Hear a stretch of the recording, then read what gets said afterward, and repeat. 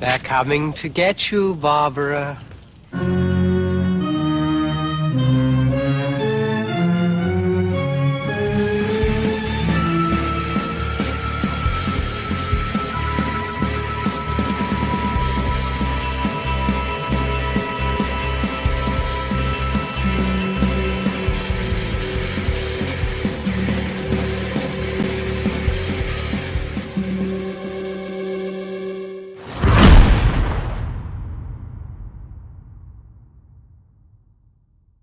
Dang! Welcome everybody to SlashLot. It's been a while since we've heard that music, Casey. It's been a while. Yeah, it was good to hear it back in my ear holes. I was going to Casey, say, how are you doing today?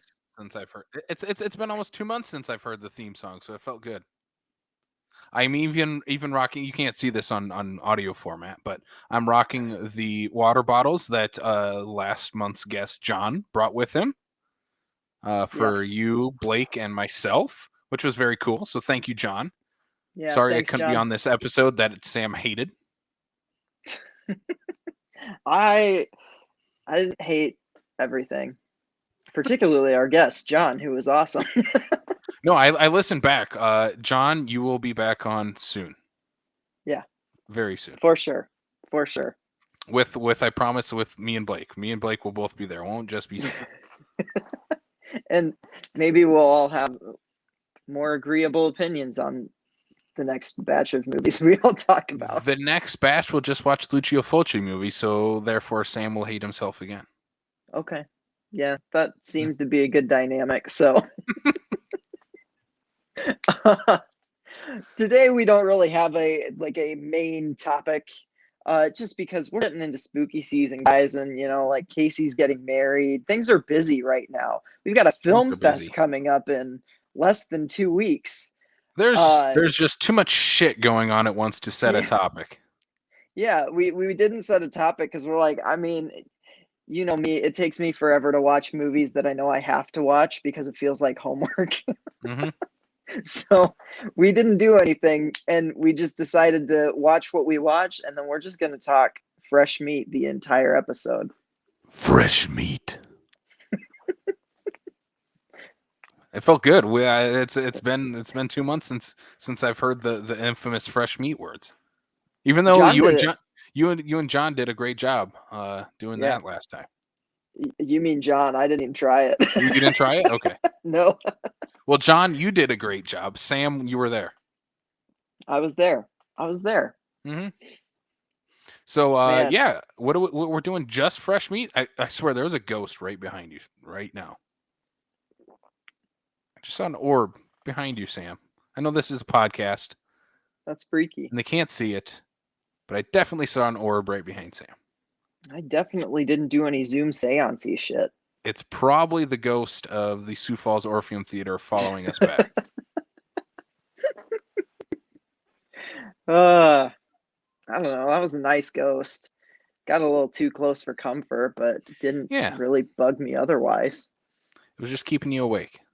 Yeah, exactly. Blowing on my neck every once in a while. Like, it's a sensual ghost then. Yeah, it was. I was like, oh god, this better not go any further. We can't have like the Dan Aykroyd Ghostbusters scene. Like, sorry, ghost, I'm taken. Sam goes cross-eyed in the theater. I'm excited to talk about this because I'm going back through my letterbox to see where I last left off. I have movies from July I still haven't talked about on this show. Holy crap. Yeah. And you know what? I almost forgot, just because I wasn't able to log it on Letterboxd. I almost did forget about one. The one where the ghost encounter one. You brought up the ghost encounter. I'm like, oh yeah, I watched that too. What'd you watch? Oh, Valentine Crush. Maybe we'll start right there then. I guess we can start with that. Yeah, we can start with that. I guess I didn't letterbox it. I don't think it's on Letterboxd. It's not on Letterboxd from what I can see. So hopefully they get it on there soon. Because me and Sam had the chance. Me and Sam had the chance to watch a local feature film from director Jamie Weedy, who I've known for like 4 years now. Used to help him out with indie events, and we went and watched the premiere of his latest, his first feature, actually, his latest film that he did. But yeah, it was a roller derby slasher film, I think is kind of what we can categorize that as. And yeah, that was a fun night. Like it was, it like was. We had like you and I were there. Blake was there. Besides, again, sorry, what happened at Blake's house was not fun. And why Blake has not been on the podcast, but that was not fun. But the experience before that was. He was there. Corey was there. Brian, Derek, even a few people we knew were there at the screening as well. But that was a fun time. Yeah, it was. And the movie itself, it was fun. You know, it had some good moments in it. Some great practical gore, especially at the end there, and some cool songs. Like very much when you think roller derby horror movie, like this was very much that. Has some incredible eyeball gore at the end. Yeah, like insane eyeball gore that like genuinely shocked me, because I'd say it's pretty low on violence. It mostly tries to rely on like tension and things throughout. It's not an overt violent movie until the very end. When it does get violent, like it knows where to put it. So yeah, it was a fun movie. It was cool to see a local Sioux Falls movie that, you know, cast and crew, or a lot of them are people that we know or at least know of from the area, and it was fun. There was a good energy to it, and yeah. So I'm gonna go into my fresh meat then, and just like continue our local watches. I'm just gonna jump into our state theater watches then, because we have 3 if I'm counting correctly. One of them I'll kind of breeze by is Tremors. We watched at the Sioux Falls State Theater late night for the month of whatever month it is, September. We were there watching that. That was an absolute blast. It was. If you want to hear more of our thoughts on Tremors, I mean, me and Sam both think it's well, perfection. If you want to hear more thoughts, we do have an episode discussing it on Patreon for Backlot 605. But the other ones that we watched, Sam, I know you're very excited about the one, especially. So I'll leave that one for you, and I'll take the other one. So we had a chance to watch Friday the 13th, the original from 1980, on Friday the 13th. 10 o'clock at the Sioux Falls State Theater, which was so much fun. I'm so glad that they're putting up some 80s cult slashers on the big screen there. And I'm hoping for more in October, but it was a blast. I'm one of the few people that genuinely loves the first Friday the 13th movie. I think it's a great slasher movie.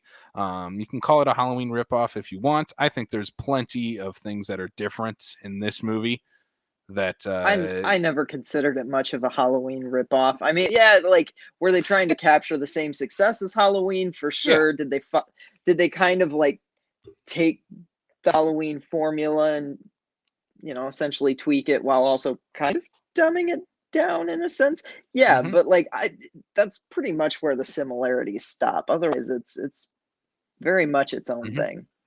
And the crowd was super into it too. There was a lot of people that had never seen it before or had never been to a late night at the State. And I'm like, that's kind of cool to see that every time we go there. Of Steven asks from the State, asks those questions to everyone. How many of you have seen this before? How many of you have never been to a late night at the State? So it's always cool to see some hands raised during those. And yeah, I hope they continue with this series at the State Theater. You were talking about it the other day of every Friday the 13th that they should just continue the installments of the Friday the 13th series. I'd show up to every single one of them. Yeah, absolutely. I love this franchise. It's not very good objectively, maybe, but I dig it so much. There's so much fun to be had with it. Even the first one, I think, is a really fun slasher. It's kind of, I don't think the whodunit aspect works like at all, because there's no setup to Mrs. Voorhees at all in the movie. And I'm like, that tag scene at the scene in the hospital at the end. That's the reason. The reason I give issue with it. Yeah, I give that movie 4 stars every time I watch it. It's because I'm like, if it ends with Jason jumping out of the water and pulling her in, that's a perfect ending. I might be pushing towards that 5-star, like, all-time banger classic horror movie. But it's that stinger in the hospital of he's still there. Yeah, and it doesn't work. Just you should have cut that. You could have already, that could have been your stinger for the next movie anyway. The irony is like every time I watch this movie, I forget about the tag, like the end tag. Mm-hmm. In my mind, that movie ends with that classic jump scare that's been done so many times, but never nearly as well as this one. Mm-hmm. And then every time I watch it, that scene comes up, and I'm like, wait, what? No. And I don't know. They need, if Scream Factory would have been smart, they would have just made a cut on their Blu-ray box set that just ended with that scene. Whoops, we forgot. But yeah. Sam, what was what was that other horrible movie that we had the pleasure or displeasure of watching? Oh my God. Well, I got to see my favorite movie. I mean, like, honestly, my favorite movie, it's always a toss-up between Halloween and The Lost Boys. And the state played The Lost Boys this weekend. And oh my God, it was incredible. Like, when the opening notes of Cry Little Sister ring out through the surround sound system, I legitimately teared up, Casey. I was like, oh my God, I am watching the masterpiece of all masterpieces in my favorite theater. I love it. Everything about it. Everybody in that movie is so hot. They're like, it's essentially about, Kiefer Sutherland's David being upset with his crush for not liking him back. His crush being Michael, obviously. There's so much homoeroticism in this movie. Obviously. And I don't know. I just dig this movie so much. Like, I jam the soundtrack year round. And I probably watch this at least 2 or 3 times a year. It was more in high school, but I hadn't watched this in years. Watching this movie, it's probably been 7-8 years since I last watched The Lost Boys. And watching it in the theater, I was like, "There's so much things you pick up on that you never saw at home." One of those being the Munster Go Home poster that's in David's lair. Which is awesome. I could tell that me and Blake sat next to each other, and we kept looking down at you in the front row just to see your reactions to everything going on. And as soon as like the opening notes of Cry Little Sister come on, I'm like, yeah, this movie fucking rules. I love this movie. Not as much as you do. I don't know if anyone can love this movie as much as Sam Lenz loves The Lost Boys. But the weird thing about The Lost Boys is I loved this movie before I'd even ever seen it because of that classic like VHS cover. I always passed it in the movie store, and there was just something about just A, how attractive everybody was on that cover. B, the like menacing grin on Kiefer Sutherland's face mixed with the Billy Idol mullet. And then like Jason Patrick just being hot in sunglasses, like that cover, just like it always stood out to me. It was always the thing that I was like, I've never seen this movie, but I want to. The tagline, sleep all day, party all night, never grow old, never die. It's fun to be a vampire. That stuff, like, oh my God, it was formative before I'd even seen it.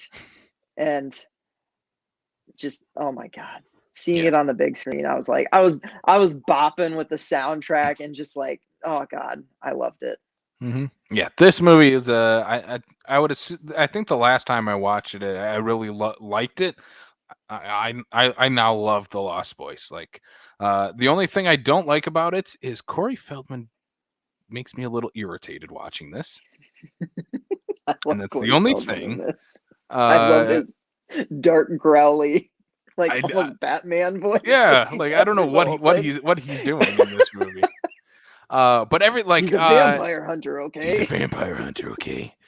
Gonna listen here, dude. That's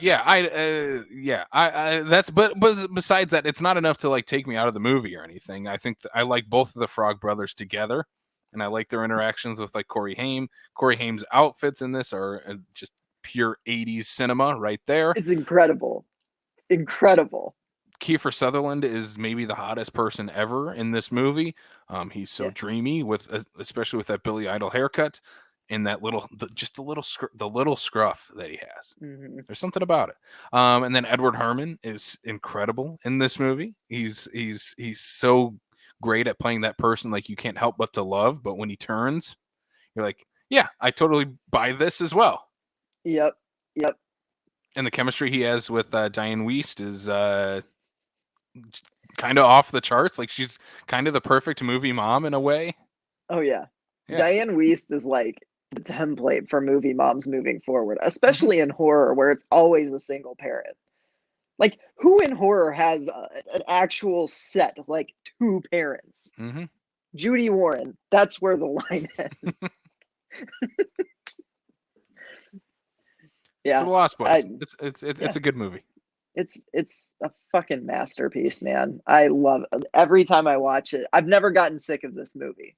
This is a movie I swear to God I've probably seen it in the triple digits, and it's never gotten old for me.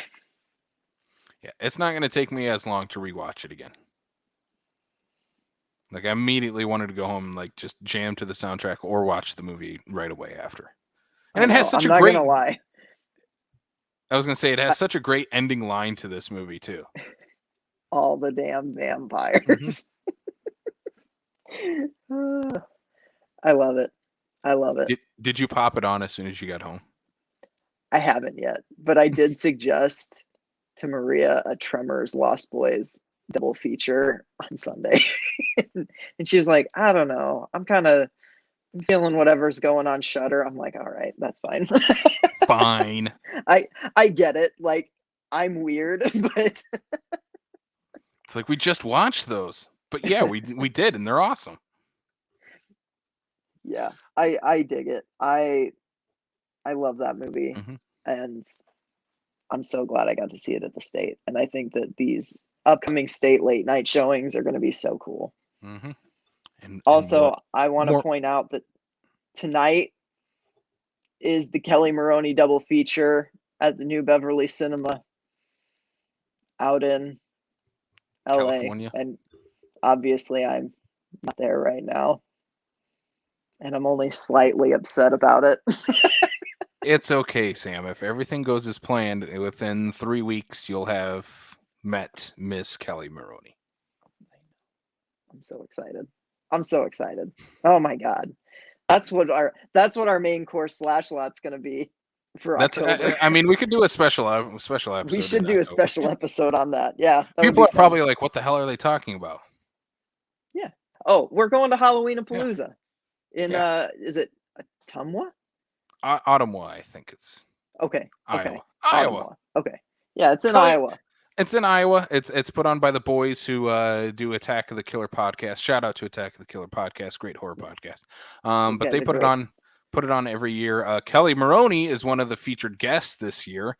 And yeah, some of the us 2 SlashLot boys are making the trip cross state of Iowa to meet Kelly Maroney and have her geek out with us over Chopping Mall, and Sam with Night of the Comet. Yep. And pitch chopping mail to her. And pitch chopping mail to her. I'm already tearing up thinking about it, Casey. Like, oh my God, Chopping Mall got me through this fucking pandemic, man. Like, I'm gonna cry when I meet her, and she's gonna look at me like I'm insane, and I don't even care. I'm so excited. We'll do some sort of special bonus episode. Yes. Relating to that. Even if it's us just crying too. Even if it's us just talking about Chopping Mall, Night of the Comet, and what's the other one? Sorority Babes of the Slime Ball. Sorority Babes. God, which I need to watch before we go. Yes, you do. I need to rewatch before we go. We'll just have to. We'll play it during SuperCon or something. I don't know. Yeah. I'm gonna go into my other fresh meats then. Right. Way back from July, I watched Edge of the Axe, which is a 80s slasher movie that has been on my watch list forever. It's on Shudder. I started that one. I don't know what happened, but I liked the intro. Yeah, I didn't care for it. Okay. It just didn't didn't work for me. I feel like there was too many plot lines going on for a 1988 slasher movie. There's like 5 different storylines kind of weave throughout and characters interacting between all of them. And it's like there's kind of too much going on. You're not fleshing anything out to really make it worth it. And yeah, I feel like it was one of those late 80s slashers that just didn't pick up steam. And now that people are kind of just craving anything 80s slasher wise, especially on Shudder, this is picking up a little more steam. But yeah, it just didn't work for me. And I love slashers. Most slashers do work for me. This one just didn't work. Nothing stood out about any of the kills or any of the characters. Not even the opening one in the car wash. I thought that was terrifying. Yeah. I hate car wash though. Car washes already scare me, so like it already had me. I was like, no, don't kill her in a car wash. What are you doing? Speaking of car washes, we started rewatching The Crazies the other night, and I fell asleep because it was like 12 o'clock at night, and Kayla's like, let's put The Crazies on. So I watched the opening scene of that. I fell asleep, but yeah, I need to rewatch that movie. It's been a while. Are you talking the remake? The remake of The Crazies, yeah. Yeah. Timothy Olyphant movie. Dude, the remake, I love that movie. I genuinely do. I need to not fall asleep at 12 o'clock at night watching The Crazies and just finish it next time. Yeah. Oh man, I dig that movie a lot. But it's like, it also has the mythology. I mean, you grew up in Iowa. It was a big deal when that movie was getting made. Like, they're filming in Iowa? They're filming in Iowa, a horror movie? Yeah. Do you want me to go? No one in Iowa went inside. No. Do you want me to keep going through some of mine? How many do you got? I have. If you got quite a few, go ahead. I have quite a few. I probably have close to like 16 still. That's about where I'm at, probably. Okay. Well, I know we both watched Candyman 21. I'm not going to talk too much about that because we have an entire Patreon episode about it. I'm clearly repping the new Candyman right now. But yeah, I love it. Go check it out. But prior to watching the new Candyman, I also revisited the 92 one for the first time since our 100th episode of Backlot on the main channel, which I guested on. And oh my god, this is a perfect slasher to me. I still only gave 4.5 stars because I'm like, God, I don't know. Like, I'm trying to give less things 5 stars, but I think I'm just gonna start giving 5 stars, and I don't care. OG Candyman's a 5-star banger. Yeah, it is. It's so good. Like, Tony Todd is so iconic in this. The sense of dread that's just throughout the entire movie, it's haunting. I love it. I love everything about it. I love the score. I love the kills. There's not many of them, but when they do come, they work. They count. And man, to watch that and then watch the 21, the reboot or whatever right afterwards, which is essentially a direct sequel. It was crazy, man. It's an experience. I can't wait until I can actually own the new Candyman, so I can double feature those all the time. I feel like they work so well in tandem together. I was just thinking of that the other day. When does the new Candyman come out on Blu-ray? I'm not sure. It did hit the $20 rental already. Yeah. So, but I'm waiting for it to be $20 to just buy.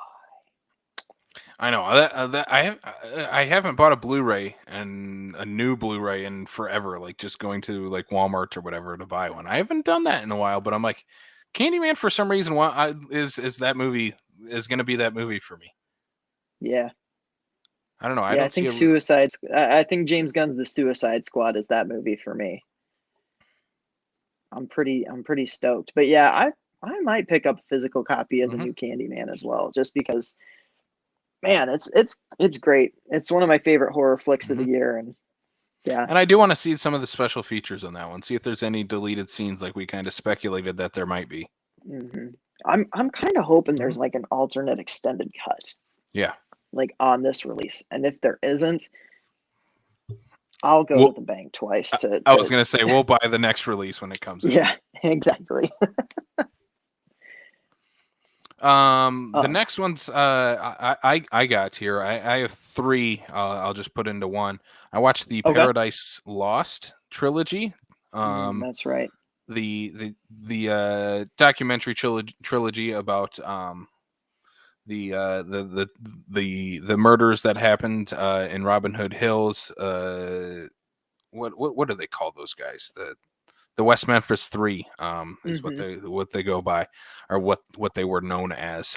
But it's, again, if people don't know what it is, it's this series of documentaries that was released on HBO in the mid 90s. There was one 5 years later, I believe in 99, so like 94, 99, and I think 2010 or 2011. Was the last Paradise Lost, but it's basically about these three high school aged boys who are accused of performing basically satanic rituals and murdering 3, 5, 6, 7-year-olds out in the woods of the Robin Hood Hills, and then basically the media onslaught, the trials, mistrials that ensued after that. And man, I knew the baseline story of this going in. I had heard of the West Memphis Three. I had never seen these before. I know Blake has raved about them numerous times, and I've had other people recommend them as well. And I have to say, yeah, this is, if you want to watch a series of movies that really go through the gambit of the U.S.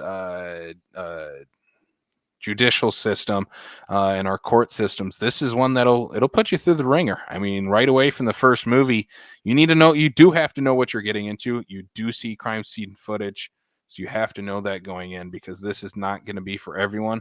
But it packs a punch as a documentary, and showcasing what's happened to these 16, 17, 18-year-old boys who were falsely accused of murder, and the trial that ensues. And basically the first movie is the entire trial process, which is fascinating to look at.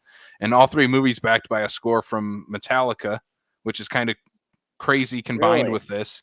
And that was part of the reason the boys were first picked up by the police, was that they were notorious for having listened to Metallica and heavy metal music.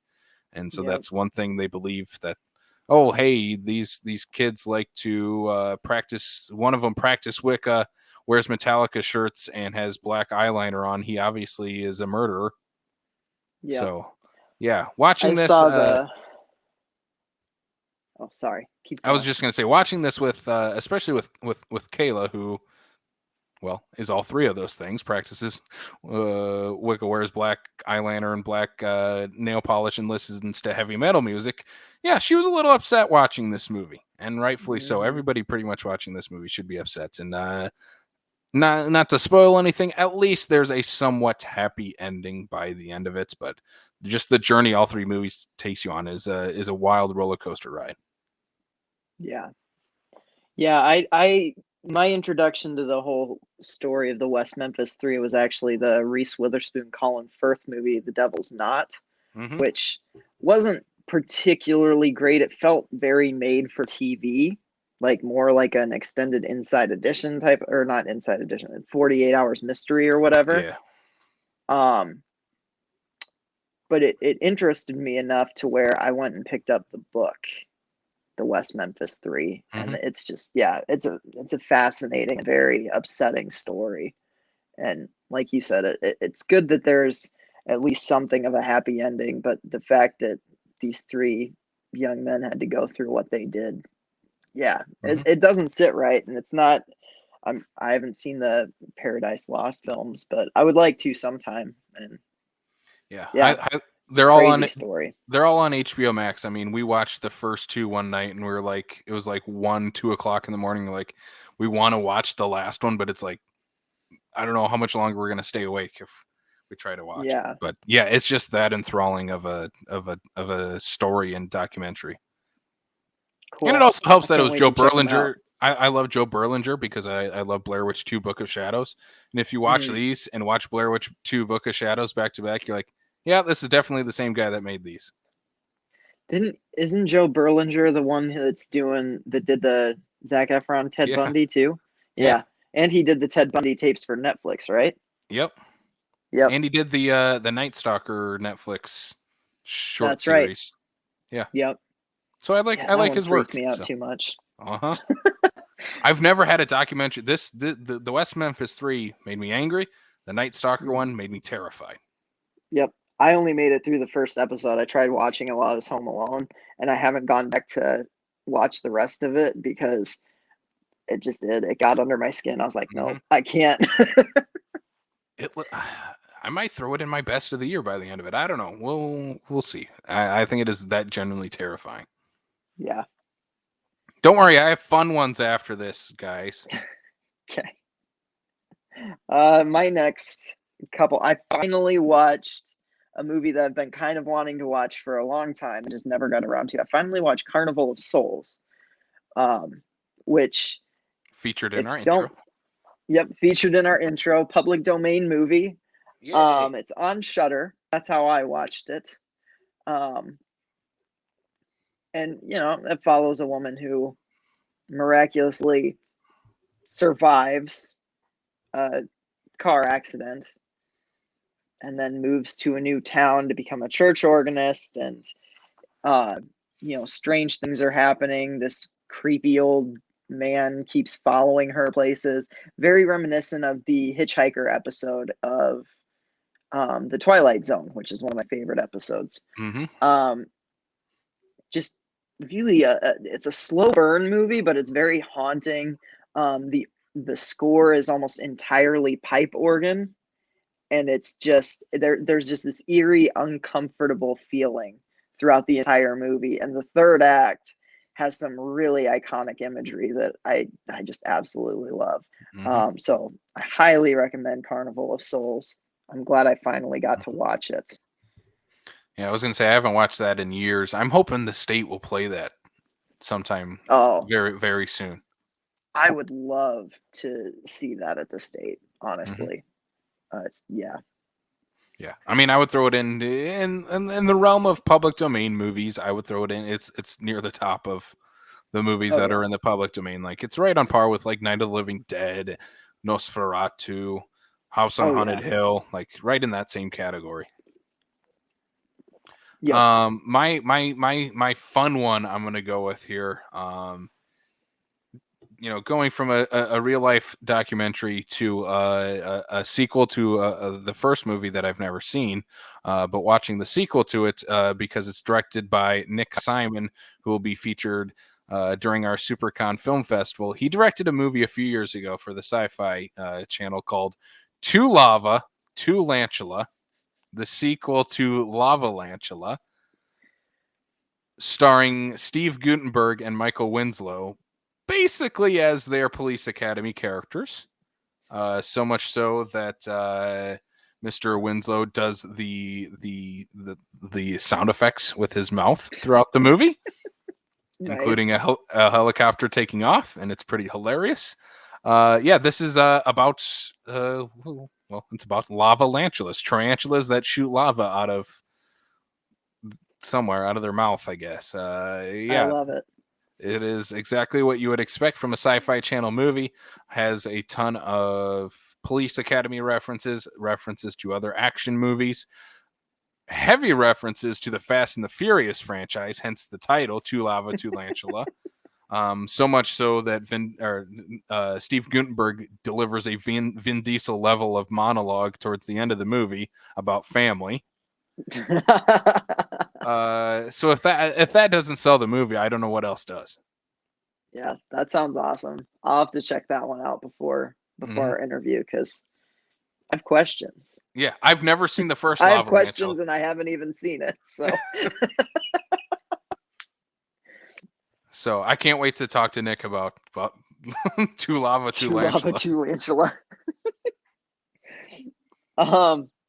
Well, it's great that you brought in a fun one, because my next one isn't. Actually, no. I actually do kind of. I had fun watching this. I rewatched Rob Zombie's Halloween for the first time since I saw it, honestly, back in probably 2011. Why would you do that? Why would you do that to yourself, Sam? I don't know. I was just like, he's doing his Monsters movie. I have this Halloween box set. I've never looked at the last 2 discs of it, and I was like, I'm gonna pop in Rob Zombie's Halloween, and I turned it off about halfway through and finished it the next day, just because I was like, nah, I'm just not feeling this.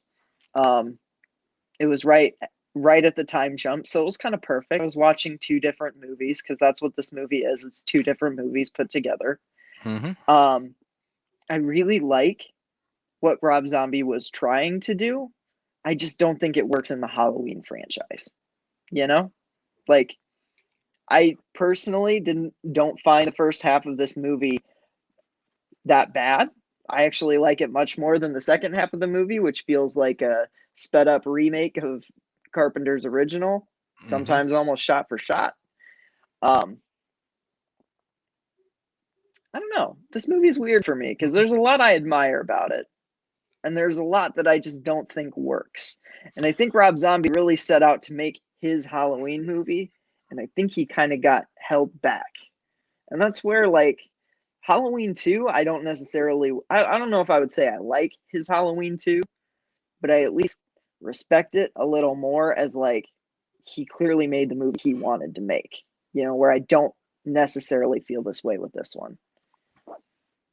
Yeah, so, I don't care for his Halloween 2 at all. But this first one, I do feel the same way you do. I kind of like the first half and where he's going with it. I love that shitty wig they put him on Malcolm McDowell for half of this movie. Like, what were they trying to make him? Kurt Cobain? Yeah. He's a child psychiatrist and he's walking around with fucking grunge hair. It was hilarious. Yeah, but then when it goes into, like you said, the sped up remake of John Carpenter's Halloween, it's like, yeah, this isn't the movie Rob Zombie wanted to make, is it? Yeah. There's just no passion behind the second thing. And whether you, I mean, I would not consider Halloween 2 a good movie, but whether you consider it a good movie or not, there's at least passion behind it, you know? Rob Zombie was clearly, like, working through some stuff with that, and I appreciated that, but I was also like, that's one of those things that just isn't for me, you know? Yeah. It might be a while before I ever watch those again. Yeah. I was gonna throw on his Halloween 2 afterwards, but I'm like, I don't know, it's just too much. If I'm gonna put on another Rob Zombie movie, it'll be Lords of Salem, and then I didn't put on Lords of Salem, but I do love that movie actually. My next one is a classic of the what's like the preteen horror genre. One of the great gateway horror movies of all time, The Monster Squad. I was just scrolling through whatever app I was on, and I was like, I just want to watch something I've seen before. I'm getting ready to get into the spooky season. What's something that's going to help get me there? And so I popped on The Monster Squad. Monster Squad has become one of those, once a year watches for me. I think this movie is so much fun, such a blast to watch, such a breeze to watch too. It's like under an hour and a half long. Everything breezes by in this movie so easily. Like, I like hanging out with all the kids in the Monster Squad. I think all the jokes are really well written. It does have that 80s edge of not pulling punches for a PG-13 movie, especially Dracula calling a 5-year-old girl a bitch at the end of the movie. I'm like, I applaud this movie for going there. Yeah, and I think it nails all of the monsters really well. Like, it understands all their characteristics. I love having Dracula be like the ringleader of all the monsters. I'm like, yeah, that makes the most sense. Creature from the Black Lagoon, the Mummy, and are kind of just the henchmen. Wolfman is kind of the first in charge of the henchman that gets at least some character arcs throughout it, and dealing with Frankenstein is Frankenstein is a big softy who finds a little girl to befriend, and it's charming and endearing. And it makes me tear up at the end. It legitimately does. I love that movie. I haven't watched that yet this year, but it's kind of like you said, it's definitely at least a once a year watch for me. And I love this movie for two reasons. And one, I just love this movie because it's great. It's a great Universal Monsters movie, but updated for the 80s. It's like Goonies meets the Abbott and Costello monster movies, you know? And two, it's directed by Fred Decker, who had an amazing 1-2 punch in his directorial career of Night of the Creeps and this, and then for some reason fell off the face of the earth and like isn't really he made two what I consider like stone cold classics, and it's crazy to me that he didn't have a bigger career after this. Same with, I want to say his name is Tabor Tavacs, with his movies The Gate, and he followed that up with I, Madman, and then once again like fell off the face of the earth. It's like, how many more cool things could we have gotten from these people, you know? And that's kind of like you talking about like it's like an updated Universal Monsters for the 80s. That's the stuff Fred Decker and oh my gosh, the Shane Black grew up with, obviously, and that's what they were writing at the time. Joe Dante talks about that all the time, of how like Gremlins is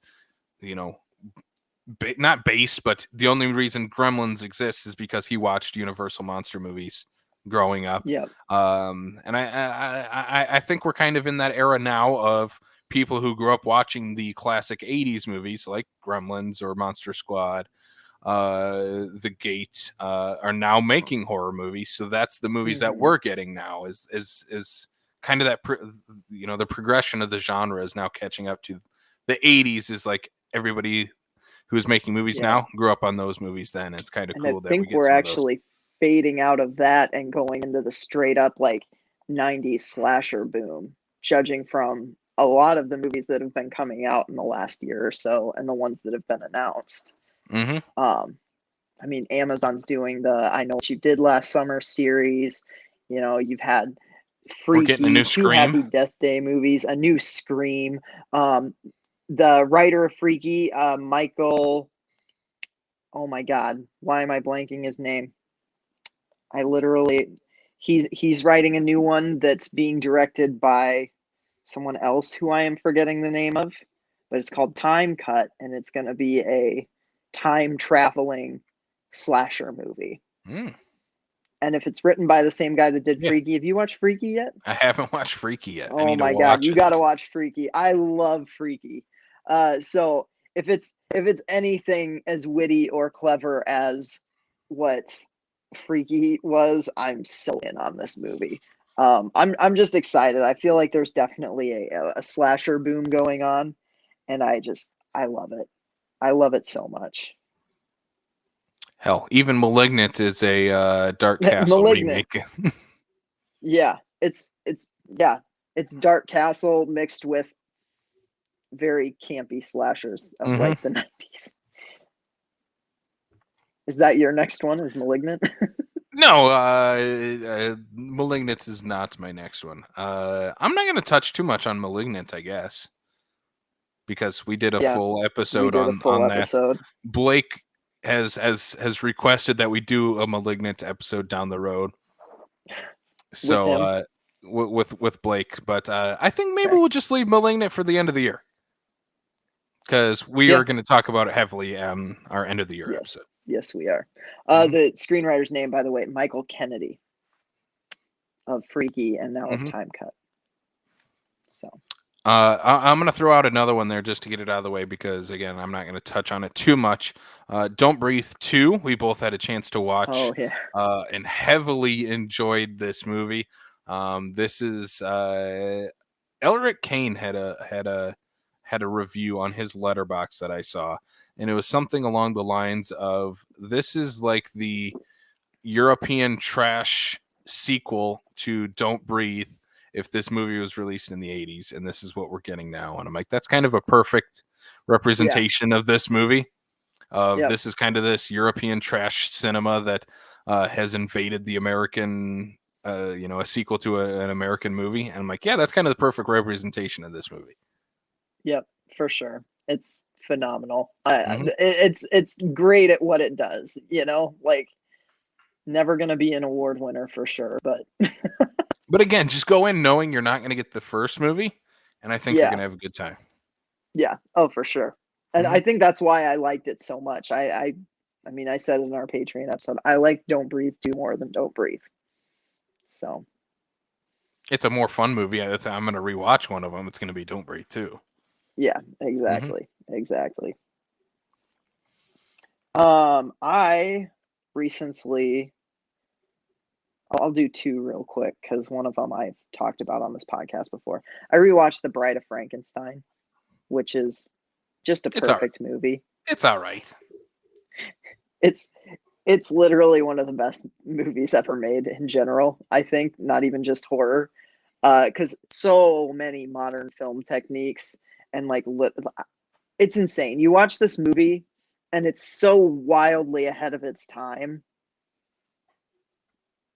where we're still seeing people riff on this movie. We're still seeing people take things directly from this movie, not even in the horror genre, but everywhere across the board. This movie is James Whale's masterpiece. I don't know how he outdid his also perfect movie Frankenstein with a sequel that is somehow even more perfect. And I love The Bride of Frankenstein. I opened my horror all-nighter with it on the very first SlashLot episode, and I stand by it as just one of the best films ever made. I love it. I'll back that. It is one of the best movies ever made. State Theater, if you are listening, please play Bride of Frankenstein soon. Yes. Yeah. Bride of Frankenstein I hope it's a late night, honestly. I think it would sell out. I really do.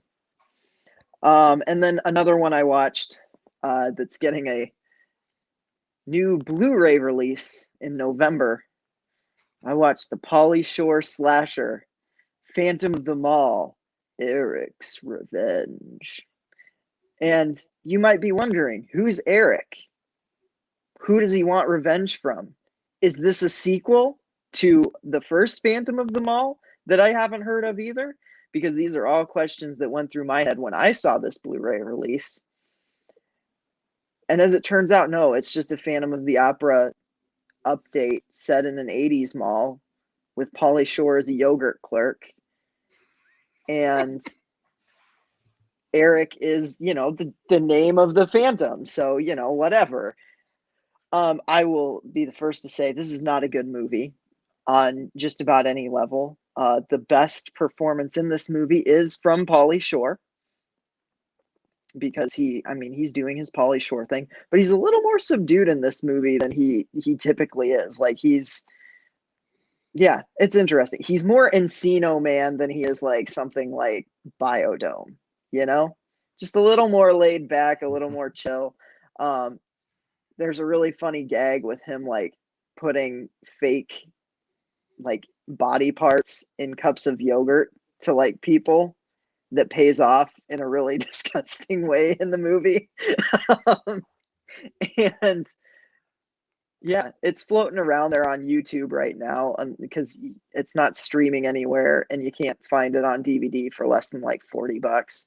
So I'm just going to spend the like $30 on the new Blu-ray release because I definitely want it. Plus the new Blu-ray release has 3 different cuts of the movie, and there are 2 that I found on YouTube, but I think one of them was the TV edit and one of them was something different. I don't think I've seen the original theatrical cut yet, actually. I think what I saw was actually more akin to what they considered the fan super cut, because it had a bunch of footage, weird footage and things like that, and reading the YouTube comments. It's just a fascinating movie because there's so many versions of it out there, and it's not particularly good, but I've also watched it 3 times since I heard about this. I mean, 2 of the 3 times were the same movie, but one of the 3 times it was a different cut, and I was curious. But I dig this movie a lot, and I don't know, check it out on YouTube to see if it's your speed, and then if it is, you should buy the Blu-ray, because I certainly am. I mean, it stars Pauly Shore and it features teenagers getting killed in a mall. It was an automatic 4 stars for me. I was gonna say that sounds like a movie I'm gonna enjoy. I'm definitely just gonna watch it for free on YouTube. Yeah. It's stupid as hell, man, but it's so good. I can't wait to watch it. I'll have to try to pop it on sometime soon. I'm gonna go into just the next one on my list, Sam. The next one on my list is Inside, which you guys talked about last time, that I thoroughly enjoyed, and I know you did not. Did John like it very much? Nope, that was the one movie in the 3 that he didn't. We shit all over this movie on the last episode. Yeah, maybe me and Blake should have showed up because I have heard about You Inside. Basically, since I've known Blake, I've heard about Inside, and I finally watched it. It did make an appearance on our previous podcasts, the Killer Countdown, the number 2 best Christmas horror movie of all time, just behind Santa's Sleigh, an all-time classic. This Inside is not a Christmas movie. It's not even close. Takes place around Christmas. They say it takes place around Christmas. They say it takes place on Christmas Eve, but no one has any decorations. There's nothing Christmassy in this movie. It's like they didn't even need to. If they didn't put that one line in there, it's Christmas Eve or whatever, like no one would know this movie was set on Christmas. They celebrate Christmas differently in France. Yeah, I don't think so. Also, I shouldn't be getting this mad about this, but I'm salty as fuck about that Christmas horror list. So, if I would have been on this podcast at that time, I would have been freaking fuck out in that recording room. You would have quit the show. I would have quit. Yeah, I would have come back the next month, but I would have quit. I don't blame you. I thoroughly enjoyed this. I thought it was a really fun home invasion movie. It's basically Home Alone with a pregnant woman is how I would describe this movie as. I know Sam didn't. Not fun. Oh, it's not a fun movie. No, it's not. But I thoroughly enjoyed my time watching it. And again, it's the most easily accessible of the 3 movies you talked about last month. Yeah, but that doesn't mean it was better. No, it doesn't. But it does mean I watched it, and the other 2 I cannot find, so I did not watch them. I know. I have the high tension DVD somewhere. I literally need to just bring it over because I'm never watching that movie again either. I will definitely watch it because there's only one version available on streaming, and it's on Tubi, and it is the French version with 0 subtitles. And here's the thing. I respected Martyrs a lot. Out of all of those movies, out of those 3 movies, Martyrs is the one that I will most likely revisit in a few years. And of course, that's the one that I did, that's like the hardest to find. Mm-hmm. So Inside, I liked it. It's not as good as the Bo Burnham Inside, though. No, it's not even close. You shouldn't even utter those things in the same sentence. Well, I mean, Bo Burnham's Inside, I gave 5 out of 5. This one, I gave a 4 out of 5. I gave this one a 2, and I was being generous. All right, what do you got next, Sam? I'll skip this one because I know you've seen this one too. I've seen the entirety of Monster Go Home, but I have not made it past the 40-minute mark of this movie for the last 2 years because it's been my fall asleep movie for so long. I finally started this movie at 6 in the evening and watched it all the way through and remembered, why do I not watch this all the way through more? Because this movie is just a delight, man. Everything leading up to it, everything in this movie. At first, with Monster Go Home, you feel like you're watching very segmented episodes, it's almost like, oh, they're just going to put 3 episodes in a row, essentially. Mm-hmm. And it kind of is, because you've got the boat ride, you've got them showing up, and then you've got all zany race stuff at the end, But the way the thread plays out through these like 3 segments is so freaking perfect. There's not a thing in this movie that doesn't get paid off in a big way. And I don't know. I love it. I love the Munsters TV show. So, I mean, that helps. But this is the first time that I've watched to the end, and I don't know how long. And it just really struck me as a movie that I love so much. And I wish that I would watch the entirety of it more. So, Munster Go Home. Totally check it out. It is a very endearing movie. And yeah, I've been watching the Munsters on Peacock as well. I know you have, so Yep. I think we're very excited about the Rob Zombie one. Oh, I'm so stoked because I know that he's a huge fan. He's not gonna mess this up. It's gonna be good. At least I hope not. And so for me, it's gonna come down to, we already know who's gonna play at least one of the cast members. It's pretty obvious just knowing who Rob Zombie is and who his wife is. And it's cute. He likes making movies with his wife. I'm not going to fault him for that, The real question is who's going to play Herman Munster. And I think that's the key to the entire movie working, is the casting of Herman. But, I mean, keep in mind, too,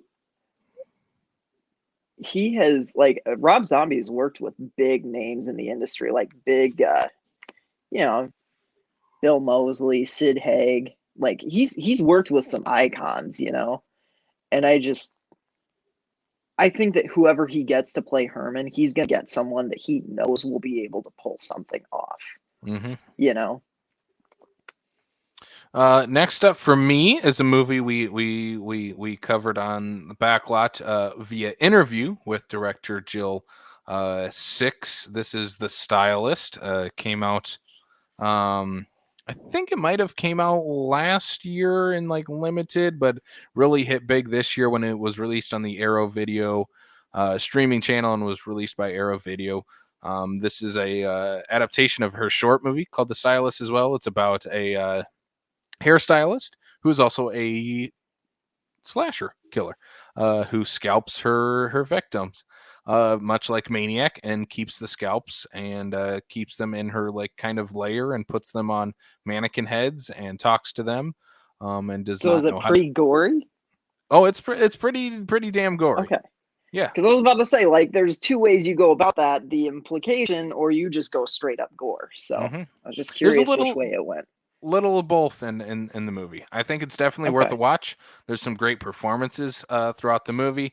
Obviously harkens back to some classic slashers, classic 80s films. I mean, Maniac is the biggest one people will compare this to, including myself. But it does enough to set it apart.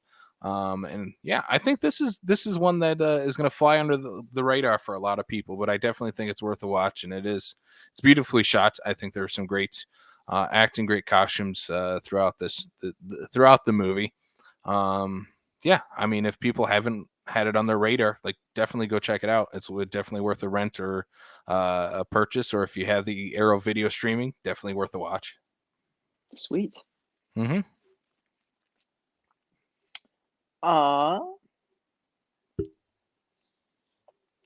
not going to talk about Darkman because we did a whole Backlot episode on that. But that's horror adjacent. Yeah. And I do like Darkman. Check out Darkman. You know what? I'm gonna go into Superhost then. Okay. Is that cool? Yeah. It's on my list too. So the new Shudder original Superhost came out. And I gotta say, it was weird. For a sequel to one of my favorite movies of 2020, I was expecting some returning characters. I can't wait for Mega Host coming to you the summer of 2022. No, Superhost is an Airbnb horror movie. It kind of takes the premises of a rental and creep and mashes them together into something kind of new. It's about 2 YouTubers who do this travel vlog and review vacation homes, and they're pretty obnoxious about it, but they've got this following. It's pretty damn accurate to actual YouTubers. Yeah, it is. And, they go to this place, and right away, the host of this place, this super host, Rebecca, just doesn't seem right. And I think, without giving anything away, it just goes to some weird places. It's very unsettling. There's a great little Barbara Crampton role, more of a cameo, but it pays off really well. With a very shocking. There's a very shocking moment of gore in this movie that just absolutely crushes it. I mean, it's maybe one of my favorite shots in a horror movie, just like a quick shot of a horror movie, of any movie this year, to be honest. It's gnarly, and I dig it. The great Gracie Gillum, who plays Rebecca, just phenomenal. She will, if Casey and I have anything to say about it, she will be a Schmucky nominee come January. Sorry, Mr. Andy Heller. Yeah, sorry, Andy. We're also nominating Psycho Goreman Girl. I was going to say, you'll be sorry twice this year, Andy. So, yeah, I dug Superhost, and we are actually going to be interviewing. Can we say this? Yeah. Okay. We are actually going to be interviewing the writer and director Brandon Christensen shortly after we wrap recording this. Yeah. So we're going to be wrapping recording this, but that episode will be out before this episode. So if you haven't yet, go listen to the interview that me and Sam conducted. I'm sure it was a great interview. I'm sure we had plenty of great questions for Brandon, and I'm sure fun was to be had. I thoroughly enjoyed Superhost. It was maybe one of the most surprising movies of the year. How much I enjoyed this movie. It's so much fun to watch, and most of that is because of that leading performance that I think is just it's super. Tremendous. It is so great, and I think the storyline as well of these YouTubers that are trying to catch their big break and try to have their next video that goes viral. It's a fun storyline. It's a modern storyline that I don't think is explored enough in some modern horror movies. And perfectly represents the YouTube culture that the quote unquote YouTubers have.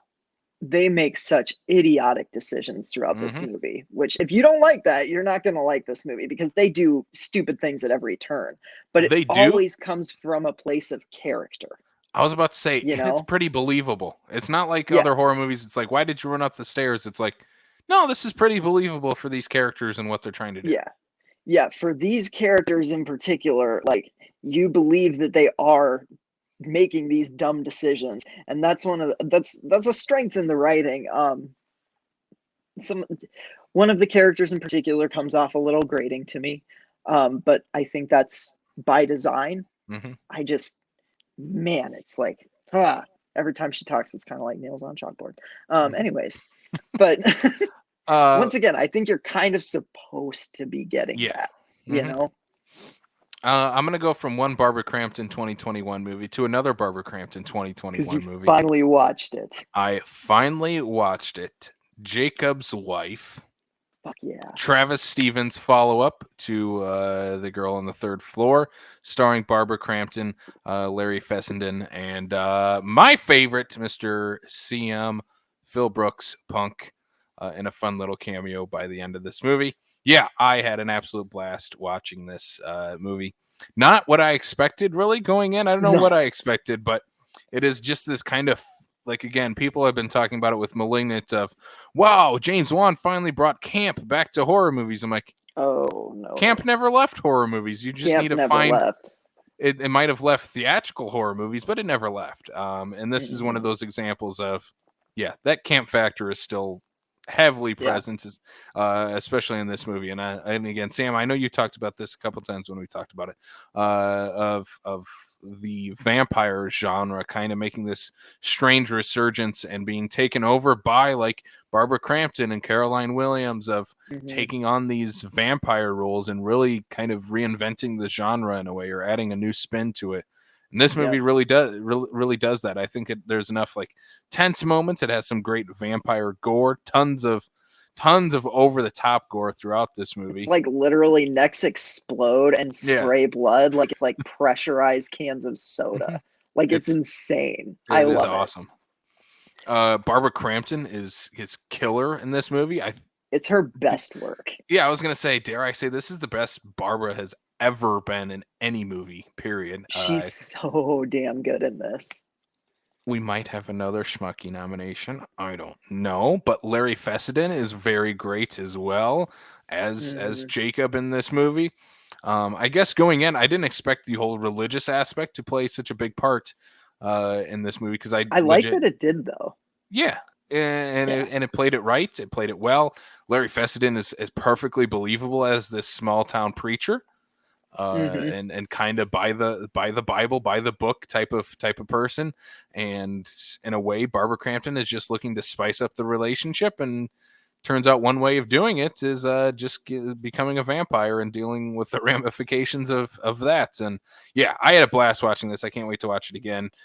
Falls into it's not a Shudder original, but it's a Shudder exclusive, part of that RLJ. It's an thing. Yep, the RLJE stuff. You know, my favorite line in that whole movie though is the one that Larry Fessenden does, and he does it so deadpan. It's so funny and it cracks me up. Is his reading of drinking blood is not exactly a sustainable lifestyle. Like, I can't remember where it comes in the movie. They're arguing, but in my notes for my review, I remember writing that quote down because I'm like, that's incredible. Yeah, and I think Travis Stevens, is a name to keep on your horror radar. I think a lot of people still haven't watched The Girl on the Third Floor, which I highly recommend. Has this kind of modern mashup of Evil Dead meets like haunted house movies with CM Punk as the lead. I think Punk's cameo at the end of this is perfect camp to throw into this already campy movie. He has that perfect cop mustache by the end of it. Yeah, I think this is just a great movie to watch. And again, Travis Stevens is absolutely a name to keep your eye on going forward. Yeah, this is one of my favorite movies of the year, and it is now on Shudder. So, I mean, check it out. If you like horror, if you like campy horror, this is going to be entirely up your alley. So,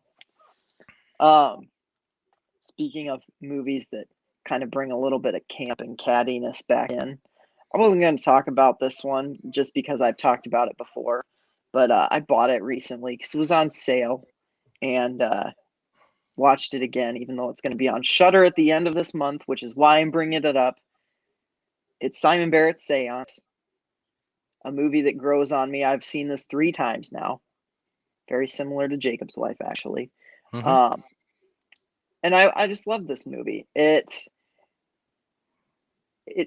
feels like it's like there's definitely the first 2 acts and then the 3rd act. Like the 3rd act is where it picks it up, and it like Barrett kind of unveils what he's been trying to do the whole time. He's like, you thought it was this movie. It's actually this one. And I don't know if it necessarily works maybe as smoothly as like Malignant did building up to it, but it is kind of similar structure-wise, where it's like, you thought it was this, it's not. It's this instead.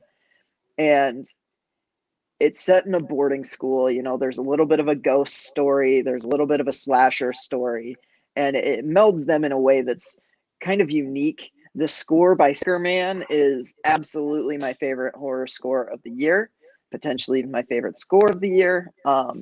This movie just for me is an all-around banger. I love it, and it will be on Shudder. I think this month, like the 29th September or something like that. Yeah. So it'll be coming soon, and I can't wait for people to be able to check this one out. Hopefully love it as much as I do. I know it's been getting kind of divisive reviews and even just so-so ones, but to me, this one just stood out for some reason. I really enjoy Seance, and I hope that it kind of starts picking up a little bit of a cult following. Yeah, I'm going to be checking this out as soon as it hits Shudder. For sure. My next, I'm going to link 2 of them together here. I rewatched Beetlejuice. Just because Beetlejuice is a perfect movie, and it is so good. Michael Keaton is so good. Winona Ryder, even Alec Baldwin is really fun in this movie. Gina Davis is great. Yeah, I think everything about this movie is perfect. It's It's my favorite Tim Burton by far. It is just one of those must-watch every single year movies. Beetlejuice, perfect movie. One that I had never seen before and has been thrown into my face of how have you not seen this movie? One of Kayla's favorites, Dante's Peak, starring Pierce Brosnan. I've never seen this, actually. And Linda Hamilton. It is on HBO Max right now. We started watching it one night, and then I had to leave while she was watching it, and I'm like, I really want to finish this. Let's rewatch it again. So we sat down, finally watched the full movie. This is just a fun late 90s disaster movie about a volcano exploding in a small town. Like, it's Nice. exactly, I put it alongside like Twister of greats, like disaster type movies. Some of them I'm thoroughly irritated by. Some of the Emmerich ones, especially. But this one I really enjoy. Pierce Brosnan, it's hard for me not to enjoy a Pierce Brosnan movie. Yeah. I think he's got very charisma. He is very charming and endearing. And yeah, this has fun side characters. It is kind of the typical movie you would expect on cable TV. And like your mom was like, "Hey, let's watch Dante's Peak tonight." And you're like, "All right, sure." Like, it's that type of movie and falls right in line with like those type of movies. I don't know, like falls in line with, like, I would throw it in like Twister and Footloose and like the type of movies your mom likes, which isn't a bad thing. No, not at all. But yeah, I thoroughly enjoyed it. If you haven't seen it, go in kind of blind and just have a good time. Nice. I'll have to check that one out. Also, people I saw on Letterboxd were like, "I can't believe how bad the special effects are in this movie." I'm like, one, it's from 1997. Two, a lot of them are practical and are actually pretty good for 1997 effects. Yeah. It's fun. Nice. It's a fun movie. How many do you have left? I have, well, I'm just going to pair all of my next ones into one because it was literally a marathon of all these movies. Oh, okay. So if you have quite a few to rattle off. I only have like 3. Okay. So you want me to just rattle off my 3? Rattle all 3 off, because then I'll finish my like 6 that I have in a row. Sounds good. I did have Manos on here, The Hands of Fate. We're not going to talk about that because we don't want to spoil the fun, but we are going to plug our late night screening of Manos, The Hands of Fate, where we're going to be kind of taking the piss out of this movie, Mystery Science Theater style. Or taking a piss on this movie. I don't know. Yeah. And yeah, we're going to have some fun with it. We're going to be playing some bad movie bingo. So check us out at SuperCon. You get into our film festival free with a SuperCon ticket. So shameless self-promotion. Yeah. Manos, The Hands of Fate, late night screening Saturday, October 2nd. October 2nd. Yes. 9 o'clock. 9 o'clock. It's going to be so much fun, guys. Mm-hmm. Please come. Don't make us watch this crappy movie by ourselves. Yes, please come. There will be prizes, and we're giving away some special posters that are only available at this event, designed by Mr. Sam Lentz. Yeah, I designed them. They're cool, I think. I'm biased. Have one? Do you have one yet? I do. Okay, you have yours. Okay. Don't show it off. I've got mine. No. We're not on video anyway, but... Yeah, that's right. Okay, so my last 3 that I watched this on Shudder, and I hesitate to call this a horror movie, but since it's Shudder, I'm going to talk about it anyways. I watched the movie Dave Made a Maze. This movie stars stand-up comedian Nick Thune, who I'm a big fan of. And it's about this artist who is kind of stuck, doesn't really know where he's at in life. And his girlfriend comes home after a weekend away, and there is this giant cardboard maze in her living room. And Dave is stuck in the maze. He cannot find his way out. And it's not very big. It's only the size of a living room, and it's made of cardboard boxes. And the whole time you're kind of thinking, wow, like, this guy's just being a jerk. But there's like steam coming out of parts of this maze. And when she tries to cut him out of it, it feels like it starts rumbling, and there's like an avalanche type of sound coming from it. And he's like, whoa, whoa, whoa, don't do that. So she's inviting all these friends, and eventually the friends, despite Dave's warnings not to enter the maze, not to enter the labyrinth, they do. And it turns into this like very low budget fantasy comedy where all the sets are made of cardboard and all of the effects are super cheesy. It uses stop motion, but it's so much fun. Like it's one of those movies that kind of takes a while to pick up, and then when it does, it's so funny. And a little bit heartfelt. Like there's some good, I don't know, there's some good emotional beats that this movie does. And it's silly, it's lighthearted, it's a lot of fun. And if you like movies like Labyrinth, you're going to find a lot to love here, because it very much is kind of poking fun at those 80s adventure fantasy movies in a very low budget way that was just, it's a very quirky movie. And so you're either going to be on its wavelength or you're not, but I was very much on its wavelength and I really enjoyed it. So you said this was on Shudder? Yeah, it's on Shudder. So it's fun. And I don't know. I'm just gonna say, like, check out Nick Thune's Good Guy stand-up special too, because it's hilarious. He's just great, and he hasn't made very many good movies. He's had pretty terrible luck with that kind of stuff. So the fact that I found Dave Made a Maze and it was Nick Thune in a pretty good movie, I was very happy.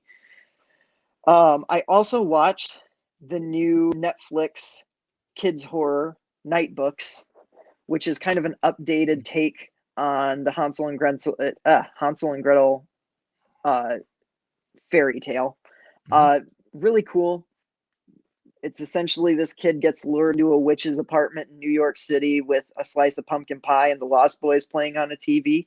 And this kid is like kind of ostracized for writing scary stories and liking horror and everything. So it's the Sam Lens origin story. Yeah, exactly. I'm like, did they like take notes from my childhood or something? Like, what is this? But yeah, it was fun. Like it's not too scary, but once again, it's a kids horror movie, and it does kind of bring the horror elements more so into the third act. For a while, it's very much modern fantasy, and the CGI isn't great. It's pretty cartoonish, but it's, you know, it works in tandem with the movie. Kristen Ritter is a lot of fun as the witch. And then when you get into the third act, you get a little more of that classic Hansel and Gretel feel. And so I really enjoyed this. It's not one that's gonna like blow anyone's minds or anything, but it is a really good entry point for kids who are getting into stuff that's creepy. I would put it right up there with the first Goosebumps movie. Honestly, it's about where that one was. Just enjoyable. I'm probably gonna throw it on maybe once every spooky season, just because it's a good movie to watch around this time. But yeah, I enjoyed it a lot. And it's, I don't know, it's got plenty of Lost Boys references, which was fun. So yeah, it's going on my list. Yeah, it's fun. I think you'll like it, Casey. And then my final one. I was going to say, this is probably going to lead into your final one. We need more kids horror. We need more gateway horror. We need more stuff for kids to watch. I'm going to assume just based off what I know of your letterbox, that your last one is going to check off some more boxes for this show. But yeah, we need. I'll take anything that is related to gateway style of horror, because I feel like the 90s, early 2000s was kind of a plethora of that. We had like we had the Goosebumps, like the Goosebumps TV show. Are You Afraid of the Dark? Does feel very 90s. It feels almost like an extended Goosebumps episode. Okay, awesome. Yeah, it's fun. And it's by I don't know how to pronounce his last name, so I'm just gonna say David Y., the director of Brightburn. It's like Yaborsky or something. I don't know. I still need to watch Brightburn. Ooh, I like Brightburn a lot. It's good. It's nothing more than its premise, but that's all it really needs to be. So why didn't we do that for this month on Backlot? David Yabarsky. Isn't Brightburn not based on a comic book, right? Oh no, it's not. We should have done that. Why didn't we do that? Why did we do Blank Man? Yeah, why did we do Blank Man? No, I like Blank Man, but so I guess that leads me into my last one, which Casey, you probably already know, is the new straight-to-video Scooby-Doo movie. Straight out of nowhere, Scooby-Doo meets Courage the Cowardly Dog. The team up I really never knew that I needed. And when I saw the announcement for it, I was like, how has this not been done before? Like, how has this not been done prior to this? And I'm so glad that they finally made this, because it's a perfect combination of Scooby-Doo and Courage. If you grew up watching both shows, you're going to adore this movie. It's got, like, it's maybe the weirdest of any of the Scooby-Doo movies, but it also has so many of the hallmarks. There's like, there's the music, the needle drop chase scene where it's just a hallway full of doors and they're going through, and it's like, all this stuff, and you've got Eustace and Muriel and Courage in the mix, and all these like giant cicada bugs, and the whole movie is just zany and fun, and it harkens back to like classic Scooby-Doo, but it also is very much weird and kind of surreal, like most of what Courage the Cowardly Dog is. And the way they have these characters interact is so much fun. Like, Eustace is so grumpy and so upset that Courage has brought guests into his home. And, there's all these things where it's like, yeah, if the Scooby-Doo gang met Courage and Muriel and Eustace, this would 100% be how they bounced off of each other. And it's perfect. I really love this. It's actually probably my favorite direct-to-video Scooby-Doo movie in quite some time. I really enjoyed everything about this. Yeah, I like this even more than Happy Halloween Scooby-Doo. I was just gonna ask, is it on par with Happy Halloween Scooby-Doo? It's 100% on par with that, and I would say it edges it out a little bit for me. But that might be recency bias too. I don't know. I just know we put it on last night and we just had a ball with it. It's so much fun. So I highly recommend it. I don't know if it's out on DVD yet. I bought it digitally. Okay. And I was just gonna ask, is it in stores? Actually, I think I did see it the last time I was in Walmart this week. I was gonna say I might have to make a Walmart run and put this on my shelf next to Happy Halloween Scooby-Doo. Yeah, it's so good. I totally recommend it for sure. Hashtag Dooheads. Hashtag Dooheads. My last bunch is I'm just gonna pair all together because as we're recording last week, Kayla finally had her first weekend off from work in like 3 months. So we literally just had a horror movie marathon that Saturday night and into Sunday morning as well. We started it off with Silent Hill from 2006. I had never seen it before. Kayla had, and so this has kind of been on our list to watch. But yeah, I've never played the games before, but watching this, I can see why people love those games, because watching this movie, I can see all the pieces of the puzzle that is a video game in this, because this feels like a video game more than a movie, which is to the movie's detriment. I would rather be playing this than watching this right now. And gotcha. As a movie, especially based on a video game, you want it to be the other way around. I do think like all the creature effects and designs are really great in this movie. Everything looks really cool. I mean, even nowadays, people are still going to like horror cons and comic cons dressed as characters from this series, from the video games and from the movies. So I think all of that looks really great. But I think it's 2 hours long, and it doesn't need to be that long. It's like keep it at an hour and a half. Your story kind of only has enough for that hour and a half runtime. Don't try to extend it too long. Even like the backstory feels like this is a cutscene from the horror game. Like the backstory has Sean Bean is the dad in this. And it starts with him and the mom and the child, and like the child has like these premonitions of Silent Hill where she might have come from, and it just feels like a cutscene that starts a video game, and then you go on a car ride to Silent Hill, and then you're there pretty much for the rest of the movie. Weird. So you can definitely tell it's based on a video game. I do think it's worth a watch. I think there's enough good stuff in this, but yeah, go in knowing that you're gonna rather play the game than watch the movie. Okay. We followed that up by Malignant, one of the best horror movies of the year. We ended the night off with Satan's Little Helper, a movie that has been recommended to me many times by Blake Ginnathan. Yeah, this, oddly enough, I was sitting and watching this movie because this movie came out 2004. And I just found an odd comfort in watching this movie because it doesn't feel like a movie. It feels like a TV show episode. It kind of feels like an adult version of like Goosebumps or like a Disney Channel original movie. Like it has that production quality to it. Like you can tell everything's very cheap in this movie.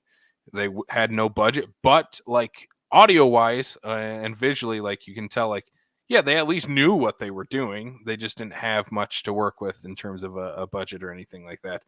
And I'm like, it has this like dark comedic edge to it. It's about this young boy who plays this video game called Satan's Little Helper, which is basically you're one of Satan's minions and you kill people.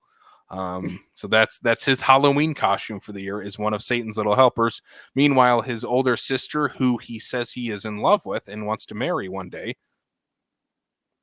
that's his character, comes back from college with her new boyfriend. So jealousy ensues by the young boy. The boyfriend, who is he's a very cool character to have in this. He doesn't come off as like a douchebag type of boyfriend from college. He's like genuinely wants to impress the entire family. Decides to become Satan for this young little boy and like be Satan to his Satan's little helper. Meanwhile, the young boy wants to murder him, so he finds someone else that looks like Satan murdering someone in their front yard to look like a Halloween decoration, and asks Satan if he can come kill his sister's boyfriend. And Satan and this young boy go on a murderous path between the two and form a dark friendship between them both. Oh my God. I think, Sam, I think you would like this movie. I think it could go one of two ways for me. I could totally see myself loving this movie. I could also see myself really not. And I mean, that movie just oozes Halloween. Like Does it? every ounce of it feels like it's like this movie's taking place on Halloween Day. Like everything about it oozes Halloween. So I mean, like that's an immediate like 2-star rating to any movie. Yeah. Oh, for sure. And adding the bonkers dark humor to it only helps. So that's how we ended the night. The next morning we were like, all right, Sunday morning, well, let's throw on some kids type of Halloween spookiness. So we watched Ernest Scared Stupid, which I had never seen before. I've actually never seen an Ernest movie before. So this is my first forte into the Ernest camp. Even though I've never seen Ernest Goes to Camp. But yeah, this is my first Ernest movie. And for a movie set around Halloween, unlike Satan's Little Helper, oddly enough, there's not enough Halloween in this movie. Really? Because it's set, I believe, the night before Halloween. There's not a whole lot of like costumes or anything like that in this movie. Like you would expect like this small town to be just decked out with Halloween decorations because it is it's set on around Halloween, and that's your theme of the movie is, oh, here's a Halloween movie we can play on TV and sell to kids to watch around Halloween. But there isn't enough Halloween for me to fully love this movie. I think Jim Varney is obviously known for playing Ernest and is pretty damn great at it. And I think there is like the creatures that they bring upon this small town are created by the Chiodo brothers, who created the Killer Clowns from Outer Space. Nice. And I think, if I'm not mistaken, they reused masks from Killer Clowns from Outer Space for this movie. Did they? I think that's cool. how the story goes. That's cool. If not, a lot of the masks look like Killer Clowns from Outer Space masks. My last two are two movies I am unfortunately not going to recommend, but are two of Kayla's favorites just because she grew up with these movies and the book. Have you ever read The Scary Godmother? Mm-mm. It is like a kids Halloween themed book. Kayla actually had the chance to meet the author at SuperCon 2 years ago and had a book signed by her and stuff. But there's like two animated shorts that were created from those books that aired on TV in the mid 2000s. Unfortunately, they use all CGI, and for early 2000s made for TV movies, that's not the route to go. You don't have enough money for that. It is like some of the characters are like legit scary because the animation is so damn bad. Their eyes look like they're in this endless void staring into your soul. Like that's what the normal kids look like in this. So we watched what are they called? Halloween Spooktacular and The Revenge of Jimmy, are what these are called. Again, I talk about kids horror. I'm glad that these were available for kids in the early to mid 2000s. I don't think they're great or hold up very well, but I think storyline wise, I think this is prime for a updated version, animated form, maybe a Netflix series or something like that they could do, because I think storyline wise it is at least interesting enough to hold its own. I guess it's basically about this girl who wants to fit in with her brother on Halloween night as they go trick-or-treating, and basically her brother will not like allow her to hang out with their friends, so they scare her and stuff. And so then she befriends this witch and all of her spooky friends, including like a werewolf and vampires and ghosts and ghouls, and it's kind of fun, and they all like have to teach the brother and their friends a lesson by the end of it. Nice. So like very early, like if you're going to show kids early gateway stuff, this might be in that category. Yeah. And then you follow it up with Satan's Little Helper right after and see what they do. But that's it. I should have left off on a higher note, but that's how we ended our marathon of horror movies. Cool. All right. Should we get into we haven't done this in a while either. A fan slashing. A fan slash. We're coming into fan slash with a suggestion by our very own friend John. Mr. I don't know his last name. Mr. Jonathan Boy. Okay. That's right, John Boy. I thought that's just what you called. I thought that was a nickname. Okay. Not the Waltons, John Boy either. Cool. All right. He recommended that we fan slash Tenacious D into a horror movie. And I came up with a brilliant idea about halfway through the episode. Okay. If you want to go first, go ahead. Okay. I hope this isn't yours. Because I'm my listening. idea was I was talking about Dave Made a Maze, and I dropped Labyrinth in there, and I'm like, oh my God, I would kill to see a Labyrinth remake with two Goblin Kings, and those Goblin Kings are Jack Black and Kyle Gass. Okay. With a heavy metal cover of Dance Magic Dance. All right. And you know what? We're just gonna go like, who do I think would be? We're gonna have Storm Reed. Storm Reed is gonna play the Jennifer Connelly character, and Danny DeVito is gonna be the baby. All right. Yeah, I like it. Yeah, I'm gonna clean shave Danny DeVito. He's gonna be the baby. Are both of them gonna have the Bowie bulge? Yes, 100%. You have to. They're definitely gonna be in glittery spandex the whole time. They're gonna look like the Blades of Glory duo. Every woman's dream to see Jack Black like that. Yeah. And every Sam's dream. I think we're kind of in the same mindset. I'm going to also go musical route because you obviously have to have a musical with Tenacious D. I'm going to have Tenacious D make a remake for the big screen of Rocky Horror Picture Show. Yes. Jack Black is going to play Frankenfurter. Yep. Kyle Gass, I'm going to give him the riffraff role, just because I want 100%. Him in. I thought of him as Meatloaf Eddie, but I'm like, I want him in the entire movie, so I'm gonna. He would kill as Meatloaf Eddie, but yeah, you want him in the whole movie for sure. Yep. Everybody else, I don't know. You can throw the rest. Like I'm gonna throw Owen Wilson as the boyfriend character. Like, wow, I just can't believe all these things are going on around here. And then you just put Susan Sarandon in her old role because she hasn't aged a day, right? She has not. Or I don't know. Fine. We'll throw Susan Sarandon in there. But then for the Meatloaf, I'm like, I want to keep with the Jack Black kind of group of friends. I'm gonna throw an odd one out there. I'm gonna throw Ben Stiller into that one. Yes, I love that. I love that idea. And who's Rocky? Zac Efron, right? Who hangs around with the Jack Black crowd that is buff? Paul Rudd.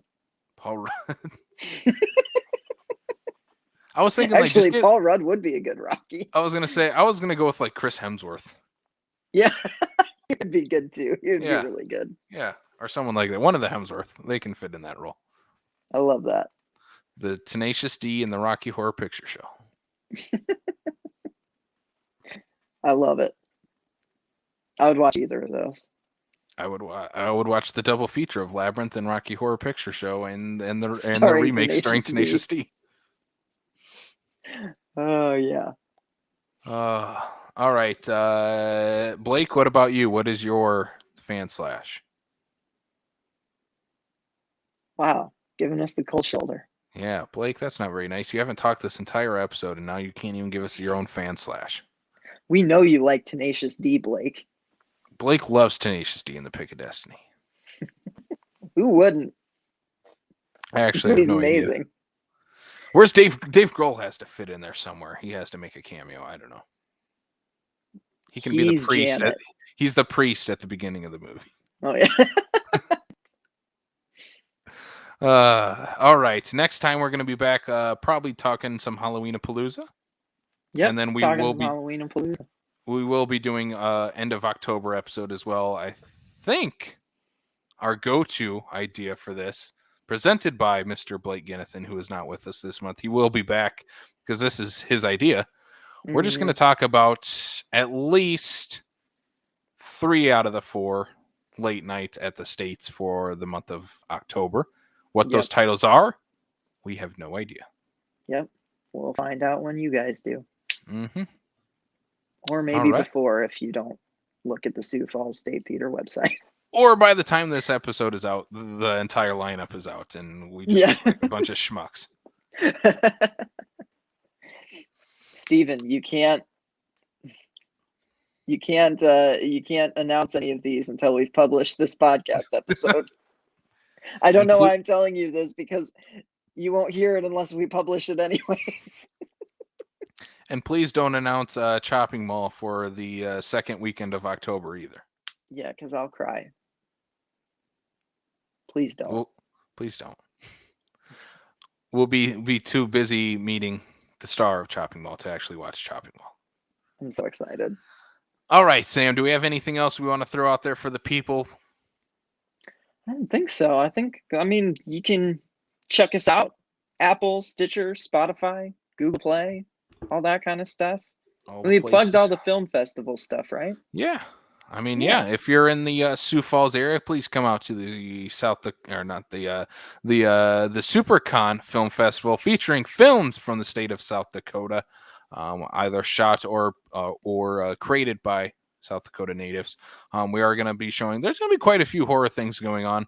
A lot of our shorts fall into the horror genre. We are going to be playing as well. Untitled horror movie, which we've talked about on this show before. Yes. We will be playing that. I hope we have a crowd for that because I think people are just going to eat that movie up. So much fun to watch. It's a fun movie. And then obviously we're ending Saturday night with our 9 p.m. screening of Manos, the Hands of Fate. And making fun of this horrible, horrible, horrible movie. It's going to be so much fun playing a little bingo, giving away some prizes, giving away some posters as well. So, yeah, it's going to be awesome. So come check it out and watch more scary movies. Watch more scary movies. It's October spooky season. What are you guys doing? Yeah, I was going to say October is almost here. We're in spooky season eve right now in September. Get on it, people. Support your local Spirit Halloween. Buy Candyman t-shirts. Yeah, buy Candyman t-shirts. And go don't see forget, Malignant. and purchase a Killer Clowns from Outer Space mask at Spirit while you're at it. Yes. All right. Or purchase me the Boris Karloff Frankenstein mask. Sam, DM just me because for my address. Sam, just because I was gone last time, I'm gonna ask a favor. Can I do the outro? Yeah. Go for it. All right. For Sam Lenz, I'm Casey Kelderman. We'll spook you later. They're coming to get you, Barbara.